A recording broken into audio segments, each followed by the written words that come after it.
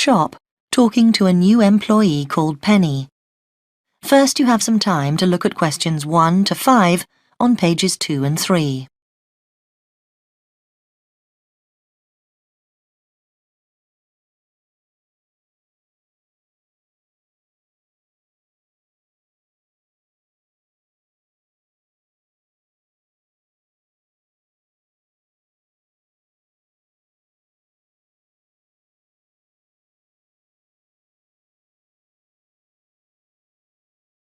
You will see that there is an example that has been done for you. On this occasion only, the conversation relating to this will be played first. Come in. Good morning, it's, Oh, Penny, man. Oh, yes. Penny, do sit down. Now, I know a lot of things emerged during your interview last week, but I thought it was worth going over the essential stuff again. Yes, absolutely. That'll be very helpful. The interview took place last week, so the letter B has been circled. Now we shall begin. You should answer the questions as you listen, because you will not hear the recording a second time. Listen carefully and answer questions 1 to 5. Come in.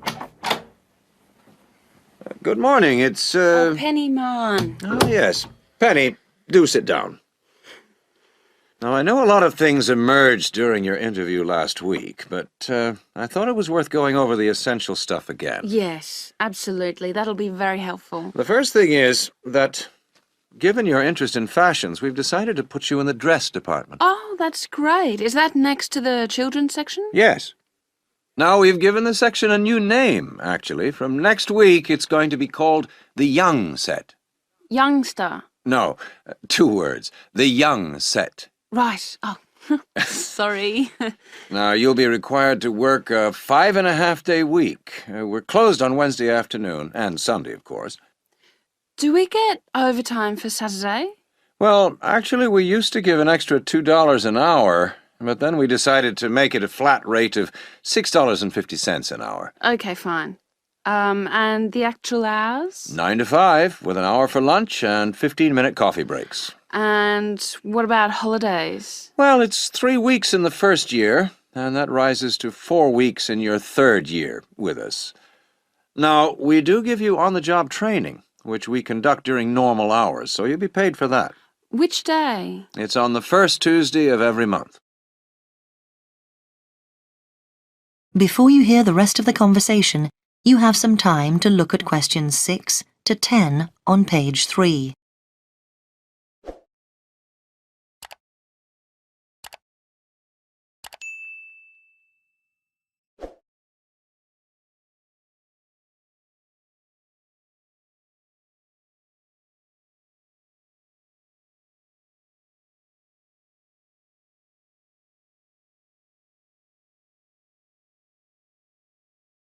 Now listen and answer questions 6 to 10.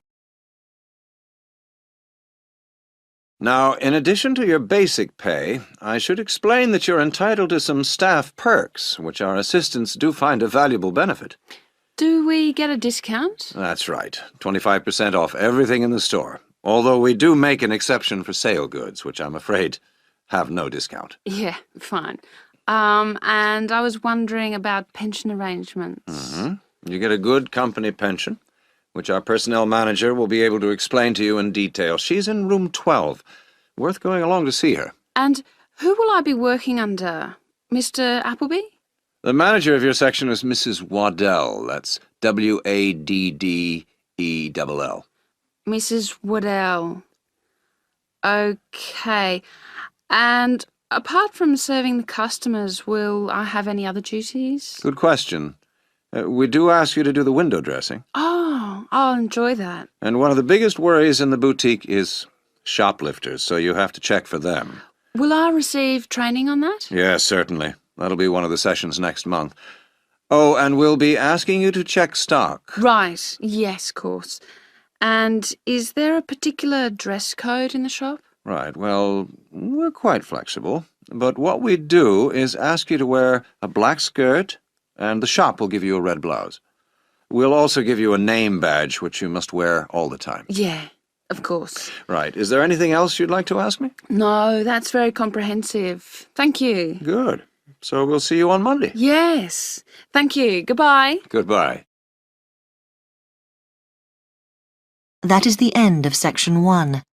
You now have half a minute to check your answers.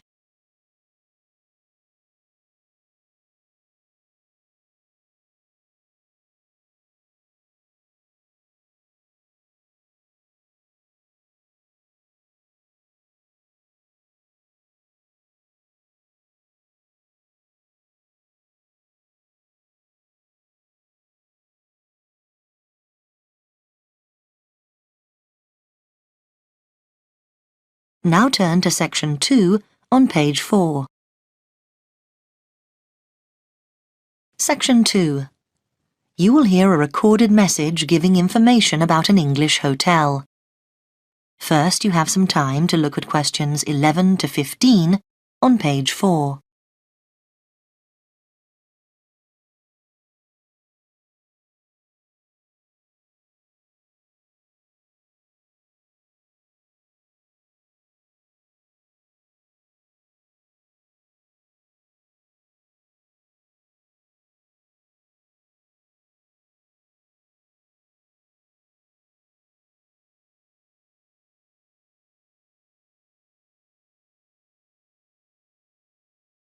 Now listen carefully and answer questions 11 to 15. Welcome to the Bridge Hotel information line. The Bridge Hotel is part of the Compact Group, which is a large association of family-owned hotels offering a warm, friendly atmosphere and high-quality service at competitive prices. All of them cater for a wide range of people, from business to leisure clients. Set in a quiet residential area on the attractive outskirts of Belford, about 3 miles from the city centre, the Bridge Hotel is a popular choice for conferences. After recent refurbishment and expansion, it now has 25 double rooms and 20 singles. All 45 are en suite, with TV and coffee and tea making facilities. The Bridge Hotel is set in 3.5 hectares of grounds, with an open-air swimming pool and 4 tennis courts. There is also a newly opened gym with fitness suite, which is considered one of the best equipped in the area. Non-resident membership is available. We have a fully licensed restaurant for residents and non-residents, which provides a wide range of dishes with a particular focus on dishes from around the world. For the discerning business customer, we have designated business rooms with phone links allowing full internet access. Our conference facilities cater for up to 200 delegates, and we are able to offer transport to guests to and from Birmingham Airport at a small extra cost. Before you hear the rest of the message, you have some time to look at questions 16 to 20 on page 5.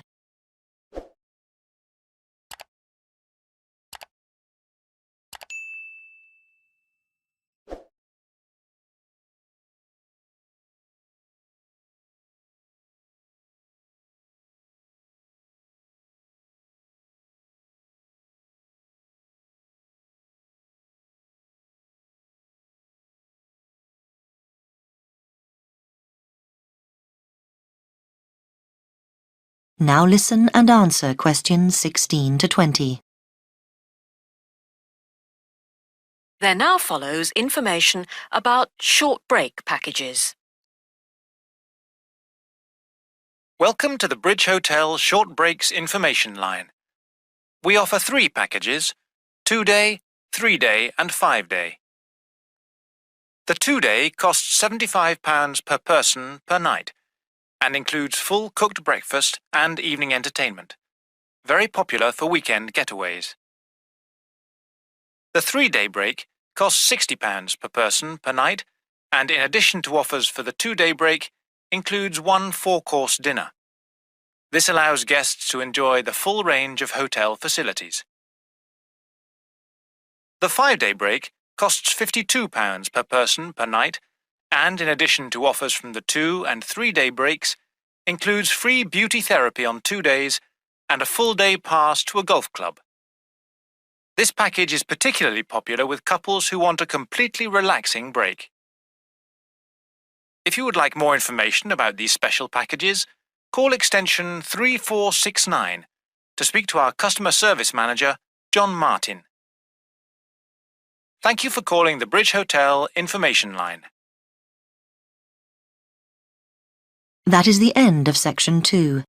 You now have half a minute to check your answers.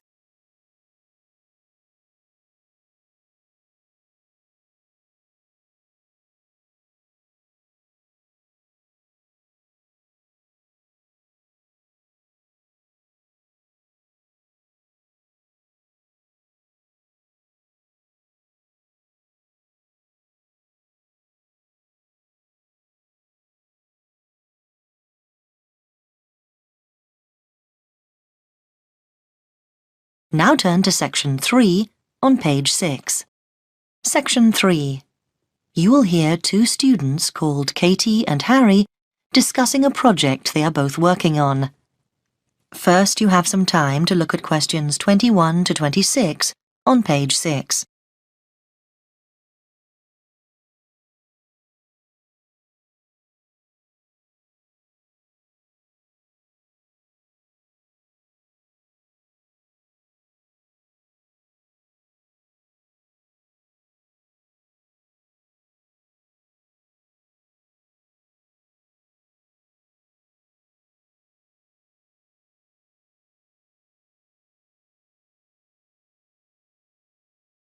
Now listen carefully and answer questions 21 to 26. Hi, Harry. Katie, hi.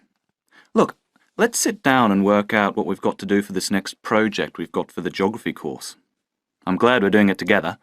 We should be able to split it between us so it's not too much work. Yes, Harry. I had quite a long chat about it with Dr. Smith yesterday, so I've got quite a good idea of how we should be organising it. Now, he said we've got to move on from the general project we did on soil erosion and look specifically at coastal change. I think that'll be interesting, don't you? Yeah? I was thinking about it last night because we'll have to make sure we pick our days to visit the beaches. It seems there's a reasonable train service to White Sands Bay, but the weather could stop us from getting all the samples we need. It could take us longer than we think. Yeah, but we could save ourselves some time if we try to get hold of any information that's already been collected. I know several postgraduates who have done stuff in White Sands Bay this year, though on other topics. We could check out what the Marine Biology Unit have got. They're bound to have something we could use. OK. Let's do that this week and arrange to go to the beach next week. I think we'll need about 3 days. If we book ahead, we can probably stay in the University Lodge when we're down there. The other thing is, we must go to the Environment Agency and get permission to take the samples, just in case anyone challenges us when we're down there. I think we'll have to fill out a form or something. Right, Harry. Now, let's work out who's going to do what first, because we have to get it done by the end of this month. I think we ought to divide up the data collection between us. What? So only one of us goes to the beach, do you mean? No, I think we both ought to get a picture of what's involved, but there's no need for us both to do everything. I mean, when we're at the beach, you could go to both ends and make sure we have the set of shots we need to illustrate where erosion has taken place. OK, fine. And I'll move up the beach and pick up the different stones and put sand in bags. Does that seem fair to you? Yeah, OK. Then what about the other stuff? Do you want me to go and do the questionnaires while you're on the beach? We'll get more people that way. Or is it better if we do them together? I think that would be better. We could set aside a whole day for it. What about the lab work? Looking at what we've collected and testing it? I don't mind doing it, but I'm pretty slow. OK, you can leave that to me. Fine. Before you hear the rest of the conversation, You have some time to look at questions 27 to 30 on page 7.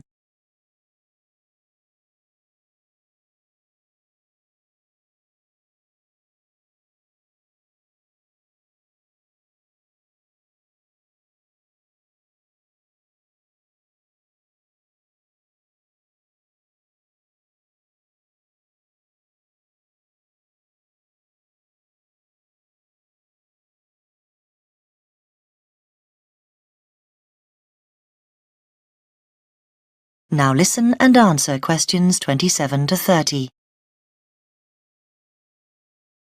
Then that leaves us 2 weeks to write it up ready for the presentation to the class on the 29th. Shall we do the presentation together? Like you do the first bit and me the second? Actually, no, I think that can be a bit muddling for the class. I'd like to do the presentation, if you don't mind. Fine by me. It's just that it won't affect the marks that you get. I mean, it's not like I get more for actually doing it. The tutor will judge it as a whole. But I think I remember them saying at the beginning of the year that we were expected to do 3 before the end of the year in order to get a satisfactory mark. And I'm 1 behind, whereas you've already done yours, haven't you? I can see why they put them into the course, because most interviews for jobs demand you do a presentation nowadays. Yeah. Does that mean I have to write it up? I think it'll be impossible to do that together. Yes, you're very good at that. Oh, yes. Typical that I get landed with it as usual. Actually, I don't mind. I know we haven't got very long, but that's okay. Often I write better when I'm pushed for time. It focuses the mind. But I'll have to have a think about how we present the data, because that won't be straightforward like the rest. So I'd like a bit of help with that. Yeah, sure. Anyway, I was thinking, after we've done the presentation, I think it'd be a good idea if we asked our classmates to tell us what they think of our conclusions. Well, I don't know. They won't have done the research, so whatever they say would be uninformed. I don't agree. I mean, they've all worked on something similar, so they know what's involved, and it would be useful to see how they think ours stands up. We'll have to be sure of our ground, make sure we don't make any mistakes in our results or whatever. I don't mean I think they're going to tell us anything new, just give us their thoughts on the process. OK. Then I'll deal with the questions at the end. Dr. Smith said we would have to prepare thoroughly for this, and I'll probably get lots of background stuff in the process of writing up, so I'll be prepared for any surprises. If he's impressed by your presentation, then we should do well. Right. That is the end of section 3. You now have half a minute to check your answers.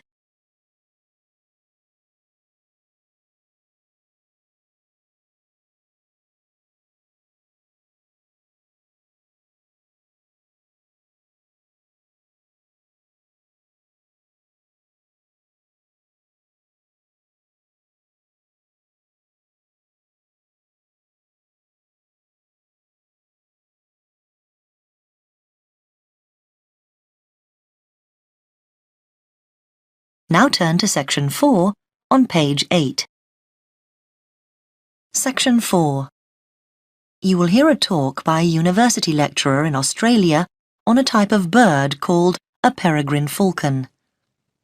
First, you have some time to look at questions 31 to 40 on pages 8 and 9.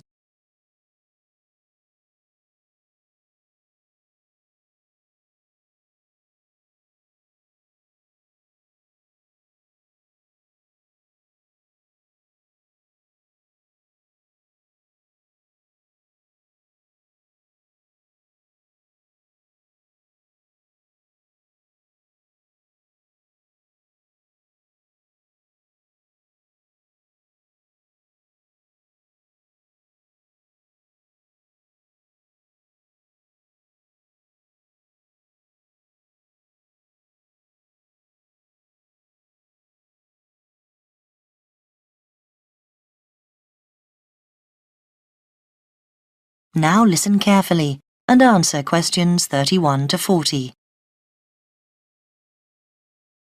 I'm Professor Sam Richards, and I've come as the third guest lecturer on this course in Australian birds of prey. My job is to keep a watchful scientific eye on the state of Tasmanian peregrines, so I'll start by giving you some background to these magnificent birds of prey before I speak briefly on my own project. Peregrine falcons are found on all continents with the exception of Antarctica, so don't go looking for them at the South Pole. They're found almost everywhere in Australia, and it's interesting to note that the name peregrine implies that they're wanderers, that they move from place to place following the seasons, and indeed in most parts of the world they're migratory birds. But not in Australia, however, where they prefer to stay in one place. They're known to be the world's fastest creature, and they have been tracked by radar diving down towards the ground at 180 kilometres an hour. However, a number of textbooks claim that their flight speed can go as high as 350 kilometres an hour, so there's still some dispute about just how fast they can actually fly. Female peregrine falcons, like all other Australian falcons, are larger than their male counterparts. In fact, the female is almost a third larger than the male in the case of peregrines. While she stays close to the nest to protect the eggs and the young chicks, the male is mostly occupied looking for food. Peregrines typically lay 2 or 3 eggs per nest, and after the eggs have hatched, when the chicks are about 20 days old, they start to fly. So they fly at a very young age. By the time they're just 28 days old, they've already reached full adult size. In other words, they're fully grown. Soon after this, at about 2 months after hatching from the egg, they leave the nest for good. From this point on, they're on their own. Unlike their parents, which have learned how to hunt, the young falcons are not good at feeding themselves, and so during the first year about 60% of them die. Once the birds have managed to live to breeding age, at 2 years old, they generally go on to live for another 6 or 7 years.